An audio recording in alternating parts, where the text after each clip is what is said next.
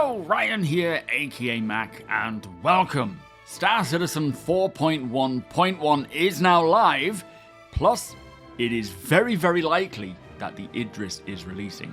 I am almost certain. As always, a huge thank you to all of my patrons and channel members.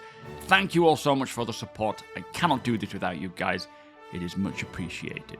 So just a quick update and announcement video today, while I crack on with the monthly report and this Beijing Bar Citizen info drop. Firstly, Star Citizen Alpha 4.1.1 has just released to the live servers, which we will speak about in a second, but firstly, I want to talk about the Idris.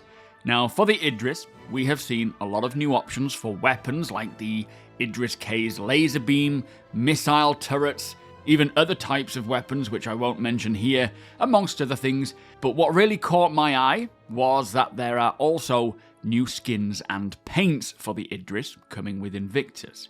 Now, everything else aside, this pretty much confirms to me that the Idris P, at the least, is releasing for Invictus launch week. Now, as for the K and the M, I think it is much less likely. The K, maybe. The M, I wouldn't say so.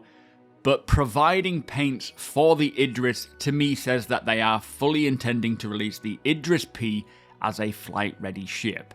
Now, I would be very, very shocked if they didn't release the P now that the paints are available. So personally, very excited to see the ship come along. They can hold on to the other ones until Squadron releases if that's what they're planning to do. I am absolutely fine with that, but I do want to see the Idris P in the verse. As I say, there are a lot of other leaks about the Idris, none of which I'm going to go through here, none of which mean anything regarding to its release. The paints, on the other hand, have me pretty much convinced. Of course, there is still a chance that no Idrises will release this year, but I am about 95% certain that it will, as it's very unlikely that they would release paints for the ships unless they were intended to be in-game and flyable. I will let you make your own minds up on this, but that is how I'm feeling about it. Do let me know in the comments what you think. Yes? No? Do you think we will see the Idris P, at the least, release? Anyway, let's quickly run through the patch updates and go through what 4.1.1 has to offer now that it is live. It is an absolute monster of a build that I have been very excited watching come along through the last month and a half, or maybe a little bit longer. Packed with new missions, new fixes, new quality of life updates. I am putting together a dedicated video to go more in depth with what 4.1.1 has to offer, but I will quickly run through it here. Firstly, as I say, many new missions, including the Ship Battle Version 1 ambush and patrol missions. There are two sets of kind of combat flight training missions, one with the OG of training missions being Gilly, and another one that I assume is time sensitive for Invictus launch week. Both of them are separate, you can run through them both and earn various things. These also bring some new external asteroid base locations, as I say, just external structures, nothing internal, which is a shame, but it does add a new interesting backdrop. There's also another Invictus launch week specific mission called Hunt the Polaris, which you can kind of grasp what that will involve by the title. For solo players, this is what's got me most excited. We have new settlement salvaging, delivery, and repair missions. I love all of these. I'm very excited to get going with my off-grid living series. The PvP bounties are back, and there it looks to be a lot to get on with 150,000 cred payouts each time. The animal missions have been refactored for meshing as well, although I haven't looked into these much, so I don't know what they pay, I don't know how they scale, but we will certainly check them out. Plus, Wicklow has had a lot of new items to earn and unlock, so probably the biggest content drop we have pretty much ever seen, especially in terms of missions. And now that we have the new mission system refactor, the dynamic mission system in the works, I'm certain that as this year progresses, we will just see thousands, if not tens of thousands, more missions come along. Hopefully in areas like mining, which leads me on to, again, one of the biggest mining updates we have ever seen, with some very impressive quality of life updates, allowing players to essentially complete the mining loop, working together to pick up full saddlebags from ships like the Prospector, or the Golem, or the Mole. Not that the Golem uses saddlebags, but you get my point. Take them to a refinery, get them sold, and even drop off the recently emptied saddlebags for reuse. So yeah, you could work together, or if you're a pirate, you could steal them and profit from it.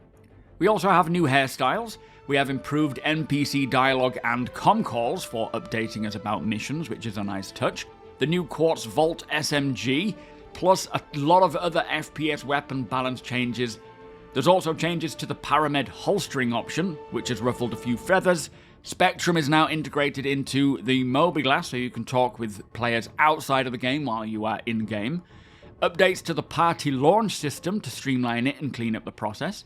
Plus over 200 bug fixes for issues that were a problem in 4.1 alone, 61 of which are from the Issue Council. There are also many new ship and vehicle updates to ships like the Polaris, the 890 Jump, the Raft and the Valkyrie, as well as a big rebalance for military components that are now more accessible outside of PvP via Wicullo.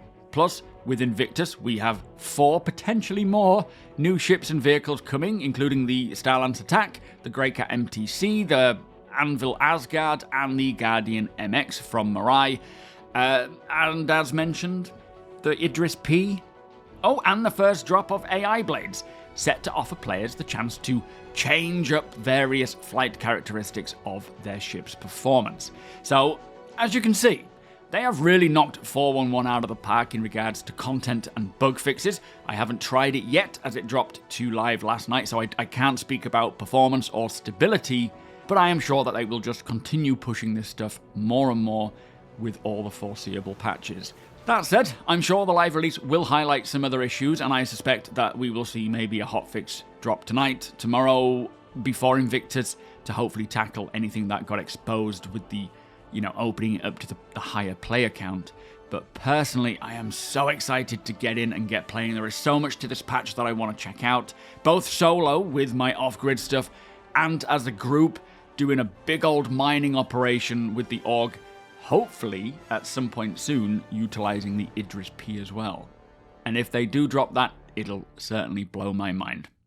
Now, before I finish, if you would like to convert your phone or tablet into your ship's dashboard, GameGlass is offering 15% off any lifetime pass or 10% off a monthly or annual pass. Plus, you can use it completely free, where you will be able to use up to 3 shards, including this Aegis one.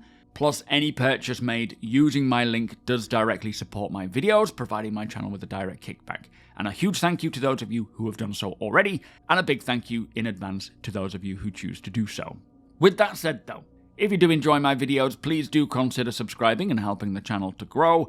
We will be live today here on YouTube, or over at twitch.tv/SuperMacBrother. The link is in the description. That'll be between 2 and 6 PM BST, using the Raft for some group off-gridding, culminating in a player-created huge trade car boot, where you can come and offer your wares or browse the wares of the traders in this location. And if you are new to Star Citizen, it is a great place to start, ask your questions, and learn more about the game. Hit the thumbs up if you don't mind, it does the channel a big favour. Tick that notification bell if you'd like to be notified when my videos go live. And again, a huge thank you to my patrons and channel members for your continued support. It is truly appreciated. Thank you for watching, and I'll see you in the next one.